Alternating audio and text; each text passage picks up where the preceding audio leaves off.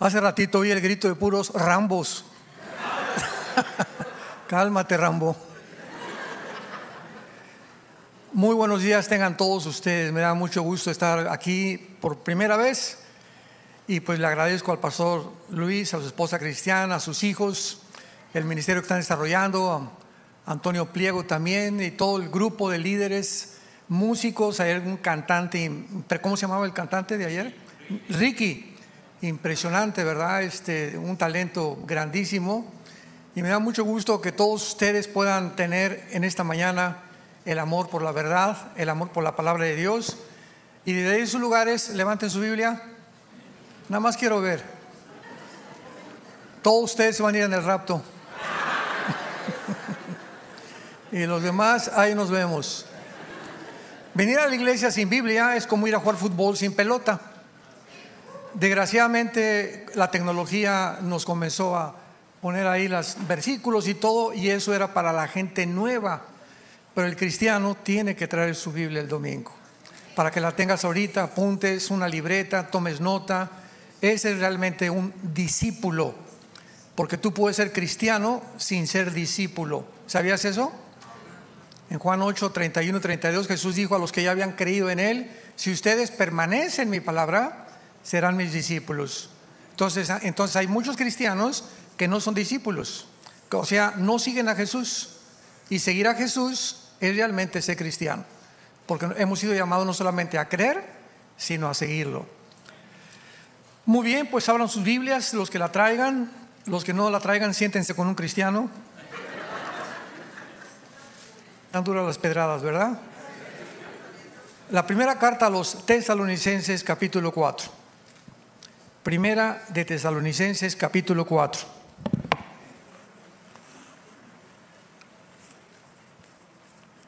Quiero tratar en esta mañana una doctrina muy importante que desgraciadamente se ha abandonado, ha resultado muy controvertida, que se llama el rapto de la iglesia o el arrebatamiento de la iglesia. Vamos a ver las palabras originales más adelante.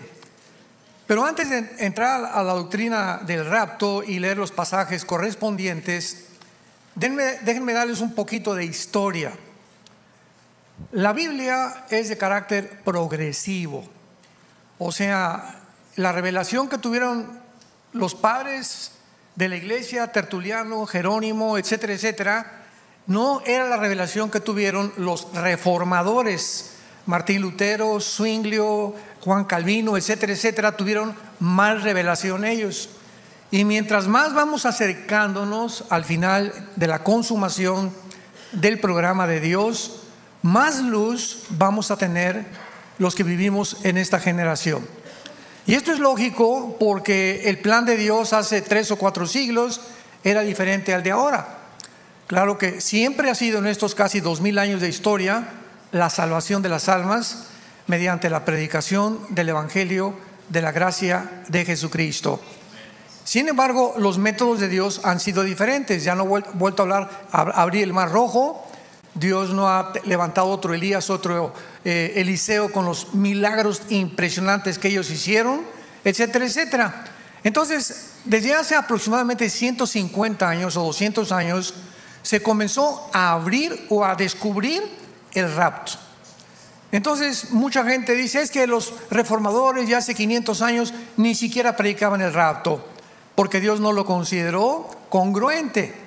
Pero ahora que estamos ya más cerca de este evento, es lógico que haya muchísima más información y que haya vuelto a resurgir otra vez algo que está en la Biblia.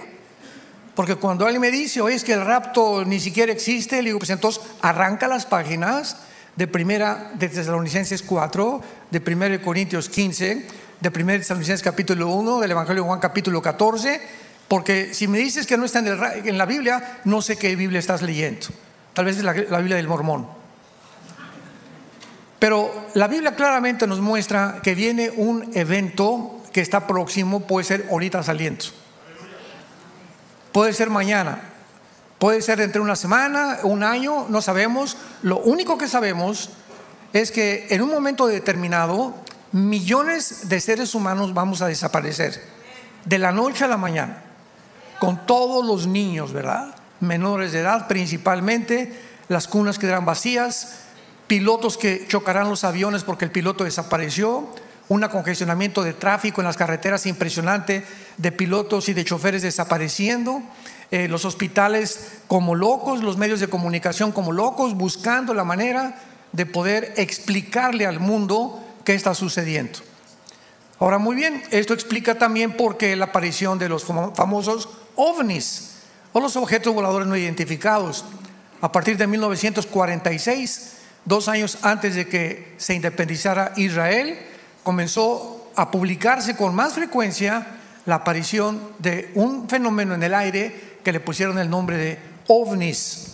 Sin embargo, los cristianos tenemos otro nombre para este fenómeno, porque una vez me dijeron: oigan, ustedes los cristianos, ¿por qué no creen en los ovnis? Cuando hay astronautas, pilotos de aviones comerciales que confirman realmente que hay un fenómeno, que han visto objetos que rebasan la velocidad del Mach 2 o la velocidad del sonido, y que es algo que no puede ser tecnología de ninguna nación. Y yo les he contestado: nosotros no negamos este fenómeno. Se acaba de debatir hace algunos meses en el Senado de Estados Unidos, entre senadores interrogando a pilotos y a personas de integridad, de que realmente dieron testimonio de que vieron ovnis o estos objetos. Pero nosotros le llamamos OVIs, objetos voladores identificados, porque aunque no negamos que existe el fenómeno, nosotros sabemos quién se encuentra detrás de este fenómeno. Y cuando estudiamos la Biblia, descubrimos que Satanás puede materializar la energía. Si te acuerdas, en Éxodo 12, cuando llegaron Moisés y Aarón con el faraón, aventaron las varas, y algo que es completamente físico se convirtió en culebras. Y los brujos hicieron lo mismo. O sea, Satanás puede hacer que este púlpito comience a levantarse, a aparecer un perro. Tiene un poder extraordinario, hacer que suenen las cadenas arriba de tu casa, que oigas voces que no sabes de dónde vienen. Él está completamente al control de la energía y del aire. En Efesios 2 se le llama el príncipe de la potestad del aire. Y ahí la palabra aire es de la atmósfera hacia abajo, porque hay 3 cielos de acuerdo a la Biblia. 2 Corintios 12 del 1 al 3. El primer cielo, que es el cielo donde están las estrellas, etcétera, etcétera. El segundo cielo, que es el cielo cósmico. Y el tercer cielo, donde se encuentran los cuarteles generales o el trono de Dios temporalmente, porque ese trono bajará a Jerusalén en el tiempo del milenio. Entonces estamos con un libro maravilloso que se llama la Biblia, que contiene los registros más antiguos de geografía, historia, antropología, paleontología, química, matemáticas, biología y de cualquier disciplina académica que me quieran mencionar. De los billones de volúmenes de literatura que existen en el mundo, no existe un libro semejante a la Biblia. Contiene 66 libros, y de una forma sobrenatural convergen los 66 libros, y desde el Génesis hasta el Apocalipsis, 40 hombres que fueron los escritores de la Biblia. Unos fueron pescadores, otros rancheros, otros secretarios de Estado, otros comerciantes. Ninguno de estos hombres, la mayoría, se conocía. Y lo que ellos escribieron coincide de una forma sobrenatural, porque desde el Génesis hasta el Apocalipsis se encuentra un mensaje: el Mesías y la sangre de Jesucristo.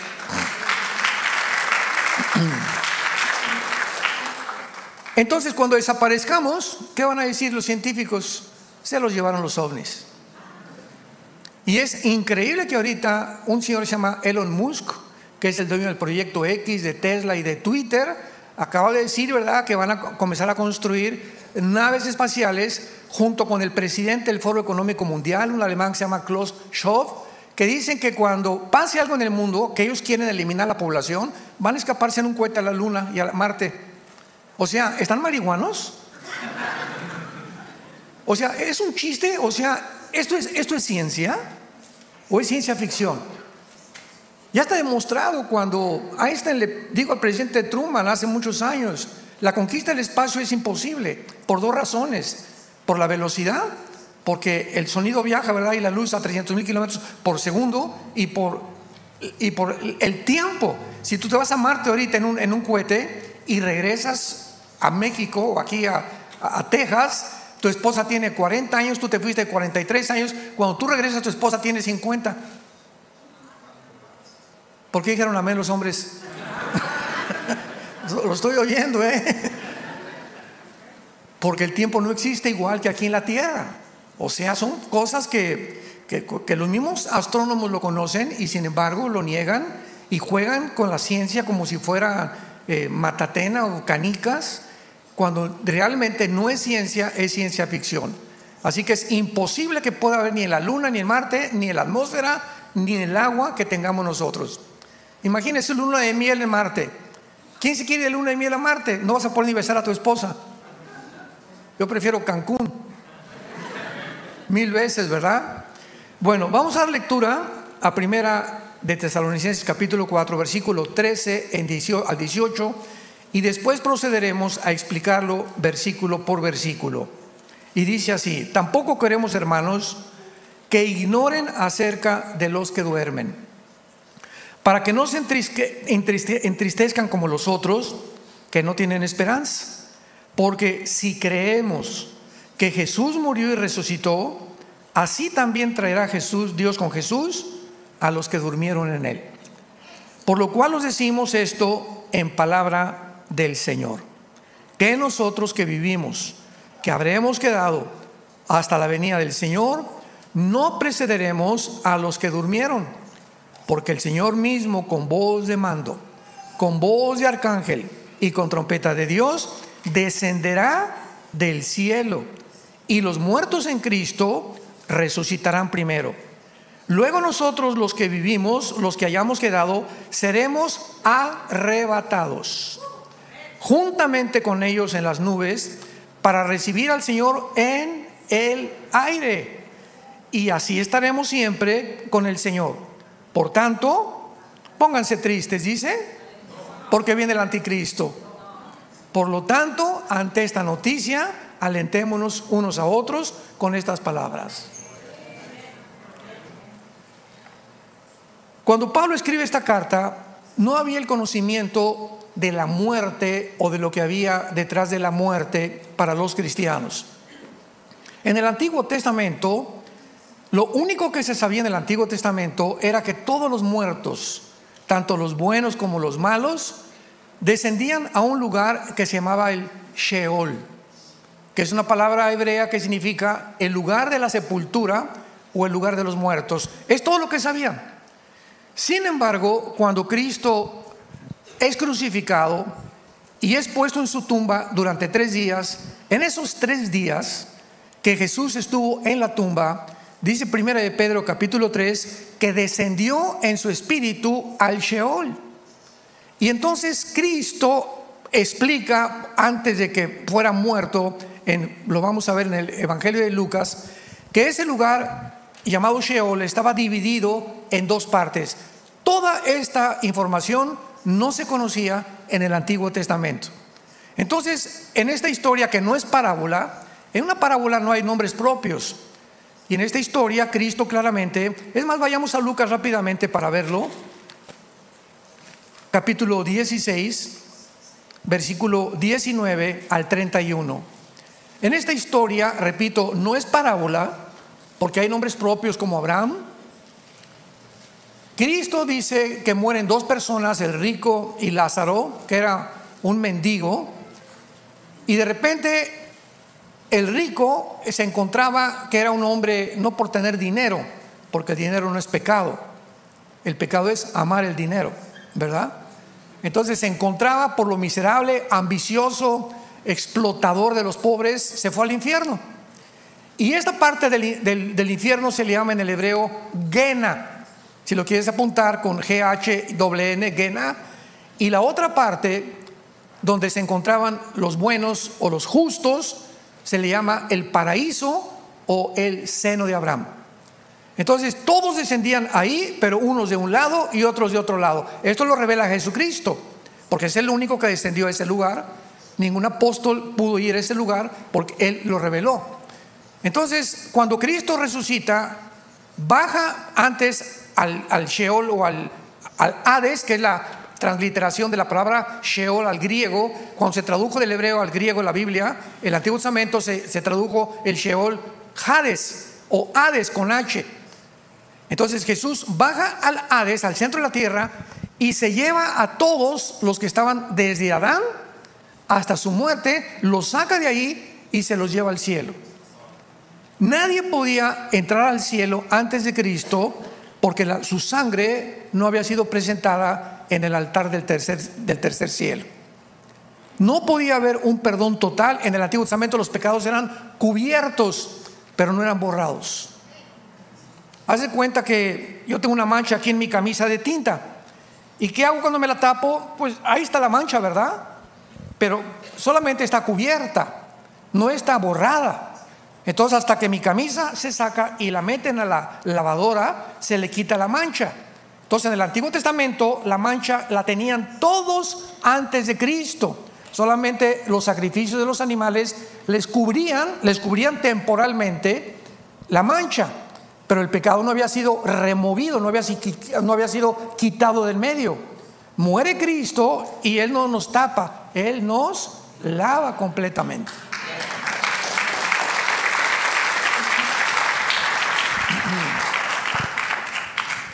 Entonces se llevan a todos al cielo, y por eso en la cruz le dijo al ladrón: hoy estarás conmigo en el paraíso, porque era el nombre que se le daba al lugar donde estaban los que estaban esperando que Cristo muriera para irse con Él. El paraíso ahora se encuentra en el cielo, y desde hace 2000 años que Cristo muere, si tú te mueres hoy en la noche, te vas inmediatamente a la presencia del Señor. Ausentes del cuerpo, presentes en el Señor. 2 Corintios capítulo 5. 1 Pedro capítulo 1 dice Pedro: teniendo por cierto que estamos listos para reunirnos con el Señor.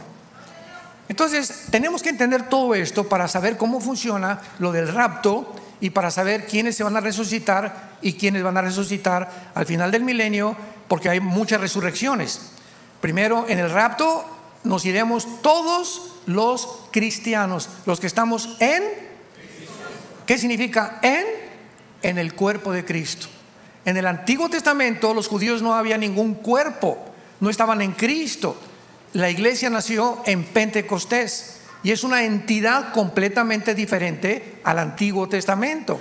El Antiguo Testamento es un grupo de personas que Dios usó para traer al Mesías, la Biblia, etcétera, etcétera, y donde el Padre, ¿verdad?, les dio carta de divorcio. Nosotros somos la novia del Hijo del Padre, que es completamente diferente. La iglesia no existía en el Antiguo Testamento. La entidad de Israel y la entidad de la iglesia son dos entidades completamente diferentes, con dos programas completamente diferentes. Aun cuando ahorita no hay griego ni gentil, dice Gálatas capítulo 3, temporalmente Dios va a regresar otra vez a perdonar y a alabar y a poder otra vez restaurar y meter a Israel al programa que Él tenía durante los 7 años de la tribulación, porque Israel se va a convertir, Romanos 11, 25 y 26, y a Israel será salvo los que crean en el Mesías.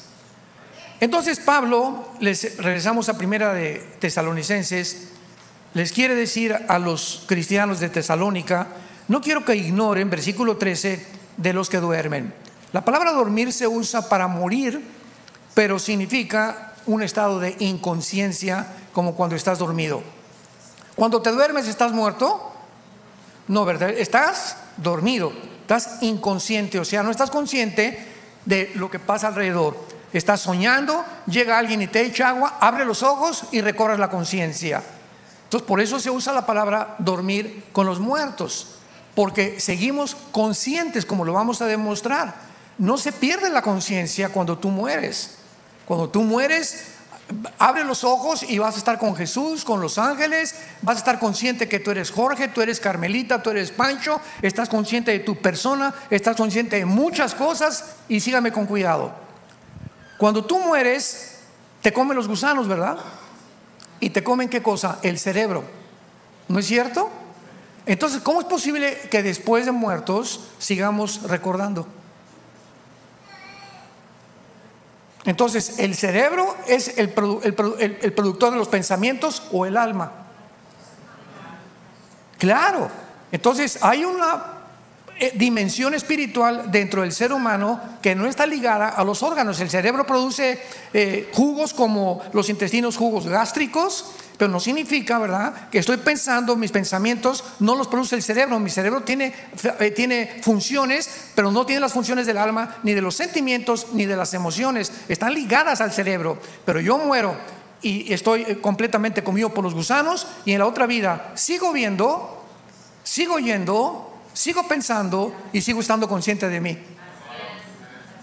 demostrando que hay una vida después de esta vida, y que la vida más importante es la vida que tenemos del alma y espiritual. No quiero que ignoren acerca de los que duermen, para que no se entristezcan como los otros que no tienen esperanza. Los que no son cristianos, se muere su papá, se muere su mamá, se muere su tía, y pues todos tenemos que llorar. Y por favor, nunca retengas. Cuando tengas ganas de llorar, no te aguantes, porque puedes entrar en una más grande depresión. Cuando tienes ganas de llorar, llora, y si quieres gritar en tu cuarto, grita, pero desahoguémonos.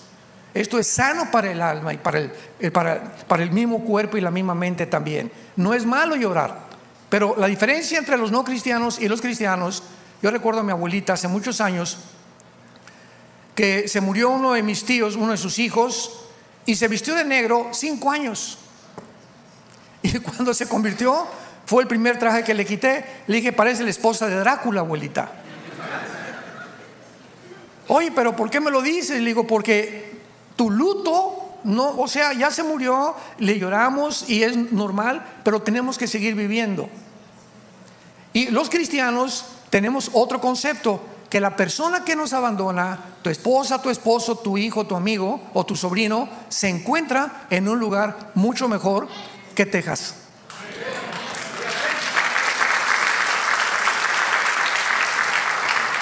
Solo ese pensamiento. Por eso dice: si creemos que Cristo resucitó. ¿Ya vieron el sí condicional?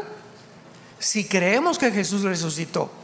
Entonces, si realmente creemos que hay resurrección, sabemos que ya, como una vez me hablaron a la 1 de la mañana: oiga, pastor, mi abuela se está muriendo. ¿Qué edad tiene su abuelita? Pues 92 años. Le dije: pues ya déjala que se pinten. ¿Para qué quieren que siga la viejita en su silla de ruedas sufriendo con todos nosotros? El morir para nosotros es la esperanza más grande que tenemos de abandonar el cuerpo. Ya no hay lágrimas, no hay nada. Nos vamos a un lugar muchísimo mejor. Entonces, ¿por qué queremos a fuerza que se queden con nosotros? Bueno, es el instinto de sobrevivencia, ¿verdad? Y todos quisiéramos que nuestros seres queridos se quedaran con nosotros, pero cuando mueren, que esos pensamientos embarguen tu mente y tu corazón. Mi papá, mi mamá se encuentran mucho mejor. Ya con eso me consuelo. Me voy a imaginar que está mejor que en Hawái, está mejor que en Cancún, está mejor que en la Riviera Francesa, está en un lugar de descanso. Ya con eso, Señor, gracias Padre Santo, y comenzamos a reconfortar nuestra vida y a seguir viviendo. Esta es la esperanza por la cual Pablo les dice: porque para que tengan esperanza como los otros que no la tienen.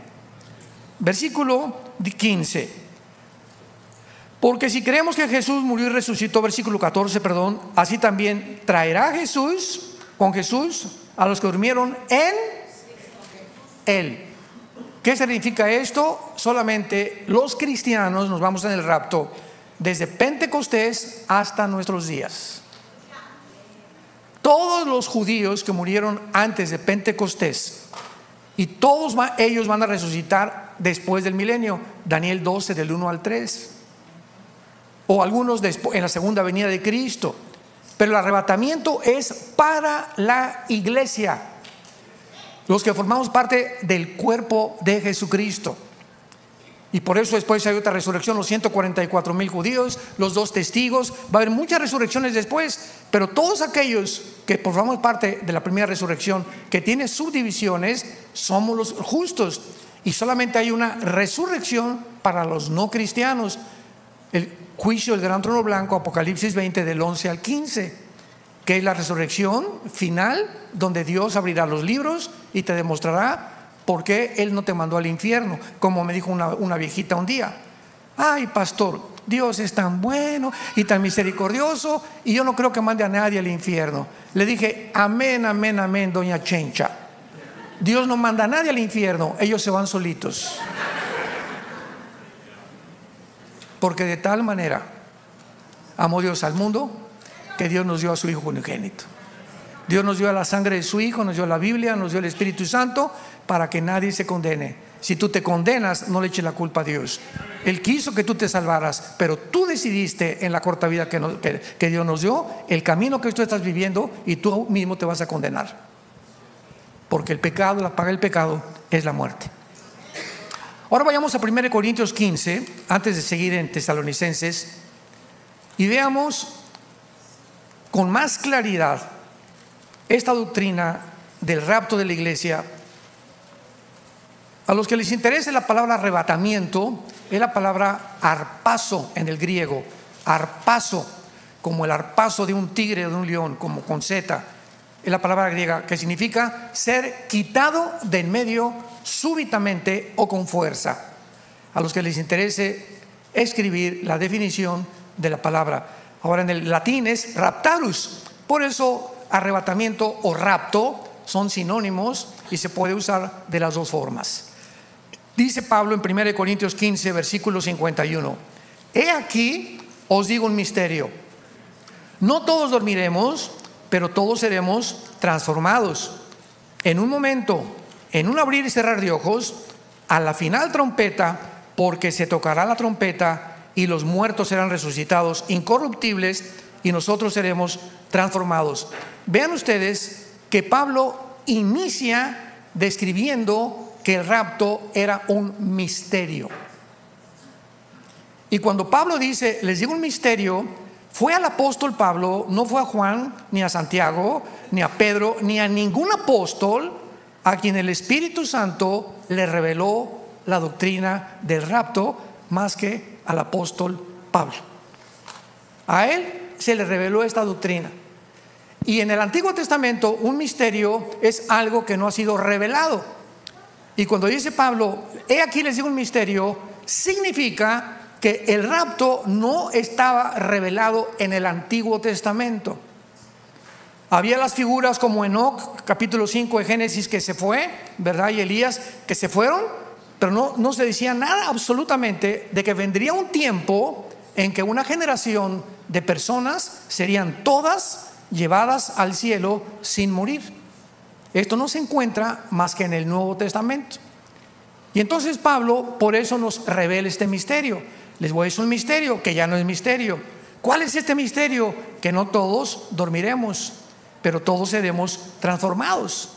Que no todos los cristianos vamos a morir. No todos los cristianos vamos a experimentar lo que es la muerte. Pero al mismo tiempo, los que no experimentemos estos, vamos a ser transformados en segundos, porque la sangre y la carne no pueden heredar el reino de Dios. No podemos entrar a la otra dimensión espiritual con el cuerpo que tú y yo tenemos. Tenemos que entrar con otro cuerpo que se adapte a las leyes del espíritu, que no son las leyes actualmente que rigen el cuerpo humano. Por eso los ángeles que viven en esta dimensión vienen a la tierra y comen con nosotros, hasta cabrito comen, creo que era de Monterrey. Caminan entre nosotros, se mezclan entre nosotros y de repente desaparecen. Tienen la facultad de entrar a nuestra dimensión y desaparecer en nuestra dimensión a voluntad. Pueden atravesar paredes y pueden atravesar la materia molecular sin ningún problema, cosa que nosotros no podemos. Porque dice 1 Corintios 15 que hay cuerpos espirituales y hay cuerpos físicos. Entonces los ángeles tienen cuerpos completamente diferentes a los nuestros y nosotros tendremos esos cuerpos cuando resucitemos. Entonces este misterio que Pablo dice, no todos vamos a morir, pero todos vamos a ser transformados. En un momento, en un abrir y cerrar de ojos, o sea en las milésimas de segundo, de repente, a la final trompeta. Muchos habían dicho que esta final trompeta era la séptima trompeta, Apocalipsis 15, de los juicios de Dios. Sin embargo, las trompetas del Apocalipsis son de juicio. Y cuando nosotros recurrimos al Antiguo Testamento, a las fiestas judías, recordamos que hay 7 fiestas judías. ¿Se acuerdan? Y 4 de esas fiestas ya fueron cumplidas. Y se tienen que cumplir las 7. Porque las fiestas judías no son de Israel, son fiestas de Jehová. Que Dios se las da al pueblo, no son del pueblo. Dios se las da al pueblo para esconder detrás de ellas a su Hijo Jesucristo. La primera fiesta, Pascua, ¿verdad? En Éxodo 12, que recuerda cuando el ángel de la muerte pasó y fueron perdonados los que estaban bajo la sangre. Fue la primera fiesta que Cristo cumplió. La segunda, los panes sin levadura. La tercera, los primeros frutos. Cuando resucita Cristo, Él fue el primer fruto de una gran cosecha. Y la cuarta, Pentecostés, 50 días después de la resurrección. La palabra Pentecostés significa 50. ¿Cuántas faltan? Falta la de las trompetas, Rosh Hashanah.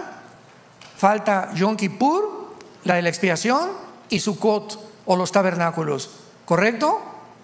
Muy bien. La mayor parte ahorita dentro de la escatología coinciden muchos maestros en que es posible, no se conoce el día y la hora, pero podemos conocer el tiempo.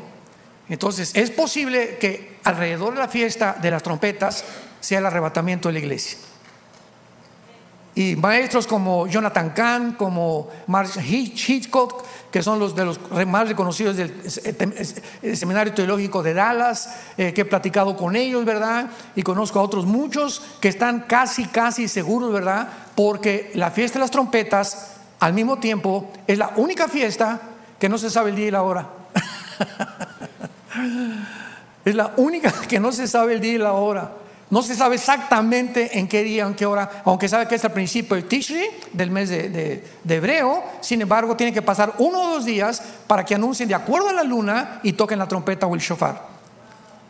Entonces, si esa fiesta tiene que cumplirse antes de Yom Kippur, que es la tribulación, el arrepentimiento del pueblo de Israel, es lógico, ¿verdad?, que se asuma que hay un alto porcentaje de probabilidades que tal vez sea entre septiembre y octubre cuando nos vayamos. Ahora septiembre y octubre estamos todos, ¿verdad?, casi ya seguros, ya Señor, ya lo vamos. Yo ya estaba, Señor, como dice en Lucas, oren para que seamos tenidos por dignos de escapar. Y es cuando más, como no sabemos, es más cercano, hay que orar. Tal vez, a lo mejor Dios, no sé, ¿verdad?, pero lo más seguro es que sí, en la fiesta de las trompetas. Por eso Jesús, y además falta la 100ª trompeta. Se tocaban 100 trompetas en la fiesta del Rosh Hashanah de las trompetas en el libro de los números, y las trompetas se tocaban para reunir al pueblo, y la trompeta se va a tocar cuando venga Cristo para reunirnos a nosotros con Él. Por lo que no puede ser para juicio, ¿verdad? Y los muertos todos van a resucitar incorruptibles. O sea, primero todos los muertos van a levantarse de Pentecostés a nuestros días, y hace 2000 años a nuestros días, y ya que ellos resuciten, después nosotros seguimos, pero ya sin morir. De repente se me cae el traje, se te caen las chanclas, se te cae, no dejamos todo absolutamente aquí, toda la ropa tirada, de millones de personas desaparecidas, un tráfico impresionante en el mundo. Y es cuando nosotros sabemos que muchos van a venir a la iglesia el domingo y el pastor ya no está, y la mitad de la gente ya no está, y te vas a jalar de los pelos, y te vas a hincar, y vas a llorar, y vas a gritar, y vas a decir: era cierto, era cierto, era cierto. Y será demasiado tarde por la dureza de tu corazón. Regresamos a Tesalonicenses, y Pablo continúa diciendo en el versículo 15 que lo que nos está diciendo es la palabra del Señor, que nosotros que vivimos, que habremos quedado, no precederemos a los que durmieron. O sea, no vamos a ser antes de los que ya están muertos, porque el Señor mismo, con voz de mando, o sea, Jesucristo mismo, va a descender del cielo, y lo va a acompañar Miguel, el arcángel, que es el más grande arcángel de Dios, con millones de ángeles junto con Jesús. Imaginémonos qué espectáculo vamos a tener, ¿no? Y esto nadie lo va a ver más que nosotros, nadie. Y con trompeta de Dios se oirá tú, y solamente lo vamos a oír nosotros también. Y entonces Jesús descenderá del cielo sin tocar la tierra. Qué importante es eso, porque en Zacarías capítulo 14 vemos que el rapto y la segunda venida son dos eventos completamente diferentes. En el rapto viene en el aire y nos saca del mundo. En la segunda venida viene con nosotros y toca sus pies en el monte de los olivos. Zacarías capítulo 14 del 2 al 5, y se abre un valle del norte hacia el sur, oriente a occidente, y se hace una cruz en Jerusalén con un temblor impresionante.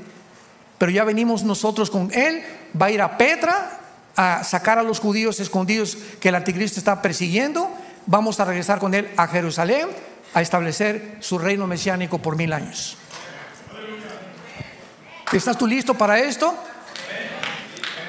Ahora vamos a comprobar, que es muy importante. Vayamos a Génesis capítulo 25. Vamos a demostrar, todo hay que respaldarlo con la Biblia, que cuando morimos seguimos conscientes, vivitos y coleando, como dicen en mi tierra.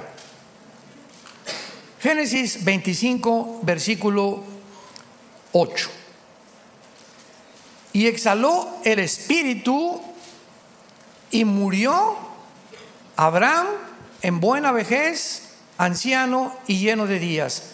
Apunten todos ustedes, los que les interesa en su Biblia, la palabra espíritu, que la palabra se escribe ruach, R-U-A-C-H, ruach, que es la palabra espíritu. Vemos nosotros, y luego versículo 17, estos fueron los años de la vida de Ismael, 137 años, y exhaló el espíritu y murió, y fue unido a su pueblo. O sea, en el Antiguo Testamento los que morían no estaban ahí nada más en la tumba, eran reunidos en un lugar especial donde se encontraban todo el pueblo de Dios que iba a resucitar después de la tribulación, y que cuando Cristo bajó ya no podían ellos permanecer continuamente aislados del mundo exterior. Ahora vayamos a Apocalipsis capítulo 6 y veamos otro ejemplo de personas que murieron como mártires y que se encuentran en la otra vida conscientes de quiénes son. Apocalipsis capítulo 6 versículo 9, es el quinto sello. Dice el apóstol Juan: vi bajo el altar las almas de los que habían sido muertos por causa de la palabra de Dios y por el testimonio que tenían. O sea, los mártires muertos por la persecución del anticristo. Y clamaban a gran voz diciendo: ¿hasta cuándo, Señor santo y verdadero, no juzgas y venga nuestra sangre en los que moran en la tierra? Y se les dieron vestiduras blancas y se les dijo que descansaran todavía un poco de tiempo hasta que se completara el número de sus consiervos y sus hermanos, que también habían de ser muertos como ellos. Vemos aquí un grupo de personas junto a Dios, clamándole a Dios y pidiéndole respuestas a Dios. No estaban en la tumba ya no hay nadie. Un cristiano nunca regresa al cementerio. ¿Me escucharon? Ahora viene el Día de Muertos próximamente. Hay un chiste que el Día de Muertos, ¿verdad? Estaba la India María con una olla de mole ahí en el cementerio, y llega la señora Pompidou, una señora muy elegante, vestida con un ramo de flores, y pasa la señora Pompidou y le dice a la India María: India bruta, ¿cuándo crees que tu muerto se va a comer el mole? Y le contesta la India María: ¿cuándo venga el suyo por las flores? O sea, tanto los ignorantes como los muy ricos o los muy cultos están igual de tontos. O sea, son costumbres paganas que todos hacíamos porque no conocíamos la Biblia. Pero ahora sabemos que es inútil, ya, o sea, no hay nadie ahí en la tumba. Desde el momento que vamos detrás del ataúd, ya no está en el ataúd tampoco tu pariente o tu ser querido. En el momento, en segundos en que te mueres en el hospital, inmediatamente te sales de tu cuerpo, y lo que llevan ahí es un esqueleto nada más. Por eso nunca regresamos al cementerio. ¿Para qué? ¿Para atormentarnos? ¿Para llorarle cuando está en un lugar mucho mejor? Hace cuenta que se va a Cancún tu hijo: ay, ¿para qué te fuiste a Cancún? Oye, mamá, no llores, estoy mejor que tú.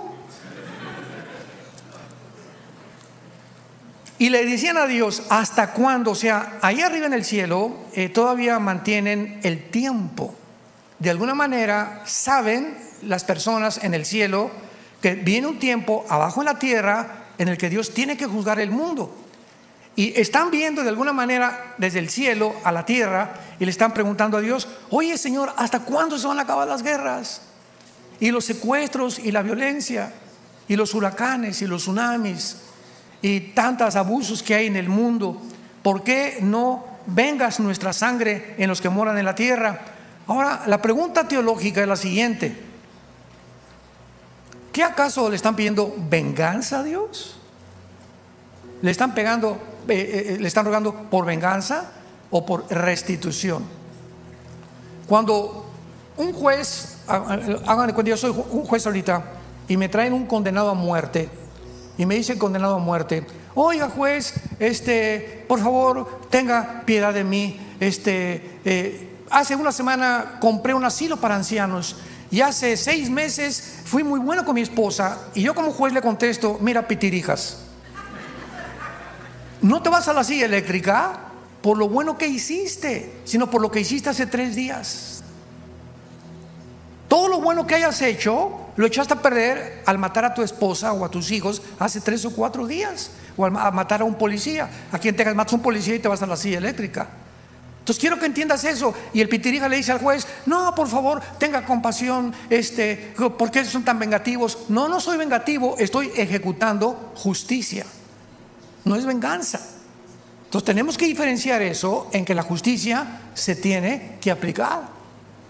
Ahorita en Israel, no, ¿cómo es posible que los judíos entren a Gaza, etcétera, etcétera? Oye, es que se tiene que hacer justicia. Ahora se están escondiendo los túneles bajo los hospitales del grupo terrorista, y el palestino no tiene la culpa, pero han asesinado a más de 200, 500 personas. A los niños les sacaron los ojos, los abrieron enfrente de sus papás, los quemaron vivos en sus kibbutz. ¿Qué un gobierno va a dejar eso que para que hagan y sigan haciendo lo que les da la gana? ¿Qué gobierno perdonaría eso? ¿Qué gobierno consciente? Ahorita desgraciadamente en Acapulco el gobierno no ha metido ni la mano, se están muriendo de hambre en Acapulco. Ni un kilo de arroz han llevado. El presidente ni siquiera ha aterrizado hoy para poder qué es lo que se necesita. Y hay un estallido social en Acapulco y en Guerrero ahorita como no se imaginan. La gente ahorita nos juntamos cantidad, tenemos ya como 2-3 toneladas de despensas. Nos acaban de decir, no se atrevan a entrar a Acapulco, te matan por 1 kilo de arroz.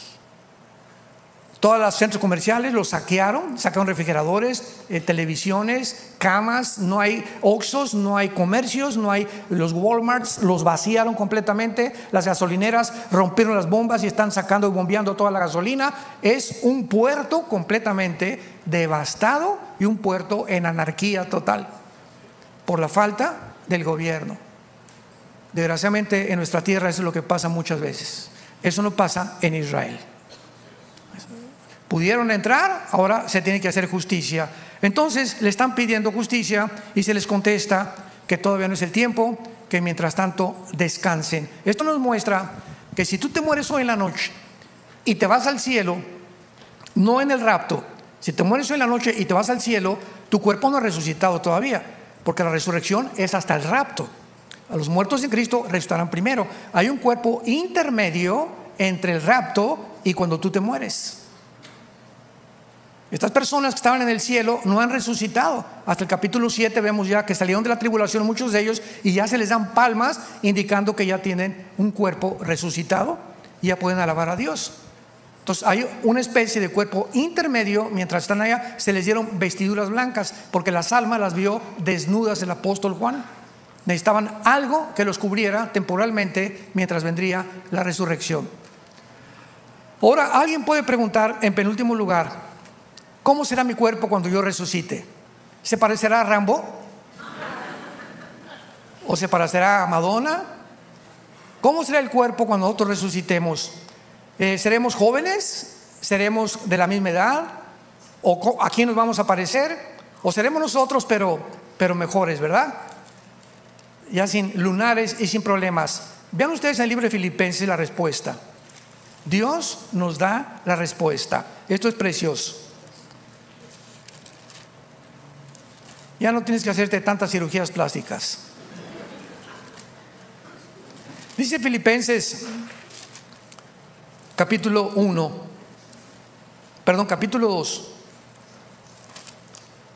capítulo 3. Ya ves, seguimos siendo muy imperfectos. Filipenses capítulo 3, versículo 20 y 21. Dice así: mas nuestra ciudadanía está en los cielos, de donde también esperamos al Salvador, al Señor Jesucristo. Escucha, el cual transformará el cuerpo de la humillación nuestra para que sea semejante ¿a quién? Al cuerpo de la gloria suya, por el poder por el cual puede también sujetar a sí mismo todas las cosas. La primera clave que se nos da es que nuestros cuerpos serán iguales al cuerpo de Cristo cuando resucitó. Ahora veamos los detalles del cuerpo de Cristo cuando resucitó. Número 1, cuando se acercó el centurión a la cruz, tenían orden de los soldados romanos de que ningún crucificado bajara sin que se asegurara que estaba muerto. Si los soldados bajaban a un crucificado y estaba vivo, los soldados los mataban. Era pena de muerte para ellos. Entonces lo que hacían los soldados era con un garrote romperles los meniscos, las rodillas, para que si no estaban muertos o estaban medio moribundos, se aflojara el cuerpo y murieran por asfixia. En 30 segundos, si no estaban muertos, se morían. Pero estaba escrito en el libro de Deuteronomio que al Mesías no le iban a romper los huesos. Entonces el centurión pasó y dijo: por si las moscas, ¿verdad? Y agarró una lanza y del lado izquierdo al lado derecho lo atravesó de lado a lado para asegurarse que estaba muerto. Y el apóstol Juan escribe en su evangelio: vi salir una gota de sangre mezclada con agua. Y de acuerdo a la cardiología moderna del siglo XXI, que es la ciencia que estudia todo lo que es el corazón, cuando se mezcla la sangre con el agua, fíjense ustedes, la medicina y la ciencia de la Biblia implica rotura del pericardio. ¿Qué es el pericardio? Es una capa que envuelve todo el corazón. La palabra cardía viene precisamente en el griego de corazón. Entonces cuando sale una gota mezcla con sangre, implica sin ninguna duda alguna, ¿verdad?, que Jesús murió en la cruz. No como inventan que lo bajaron y que después no había muerto, etcétera, etcétera. Ahora, muy bien, Cristo, número 1, su cuerpo ya no tenía ni una gota de sangre. Mientras tú tienes este cuerpo que tú tienes y yo tengo este cuerpo, lo que le da vida a nuestro cuerpo es la sangre, porque la vida de la carne está en la sangre. Y hasta el siglo pasado descubrieron que la circulación de la sangre de los pies a la cabeza es la que lleva todas las vitaminas y los minerales al cuerpo. Todo lo que te comes circula por todo tu cuerpo. Y la sangre ahorita te haces una biometría hemática en un laboratorio y sale si tienes cáncer, si tienes diabetes, si tienes lo que sea, se detecta ya en la sangre. Lo interesante del caso es que no vamos a tener ya sangre, pero al mismo tiempo que no vamos a tener sangre, Cristo ya resucitado en el camino de Emaús iba caminando con uno de los discípulos y les preguntó en el evangelio de Lucas: ¿por qué están tristes? Bueno, porque dicen que el Mesías, etcétera, etcétera. Y ellos se sientan a comer pez y miel. Y Cristo, con un cuerpo sin sangre, come pescado y miel. Come pescado y miel. O sea, nuestros cuerpos vamos a seguir comiendo. Los gorditos están contentos, ¿verdad? Es increíble esto, ¿verdad? Entonces vamos a tener un cuerpo sin sangre, pero también vamos a comer. Característica número 3. Los apóstoles se encierran en un cuarto porque estaban aterrorizados que los romanos los vinieran a crucificar también. Entonces había un hombre llamado Tomás el Dídimo, que había dicho: no, yo hasta que no toque con mis manos sus manos y hasta que no toque sus manos su herida, no voy a creer. A mí no me digan que resucitó. Y mientras estaban en el cuarto los discípulos, Cristo atraviesa la pared. Característica número 3, nuestros cuerpos podrán materializarse y desmaterializarse a voluntad. Ojalá que lo estén apuntando todos. Número 3, se podrá materializar y desmaterializar, porque la composición molecular de nuestros cuerpos ya no será igual ahorita. Ahorita agarro la mano y le hago así al púlpito y entonces me estrello con los átomos que forman parte de este púlpito, ¿verdad? Porque la materia no puedo atravesarla con mi mano, pero el cuerpo que tenemos vamos a atravesar la materia, como lo hacen actualmente los ángeles y Cristo resucitado. Entonces Cristo se acerca y le dice a Tomás: Tommy boy, come here, ven para acá. Y llega Tomás: sí, Señor. Y vean ustedes lo que pasa.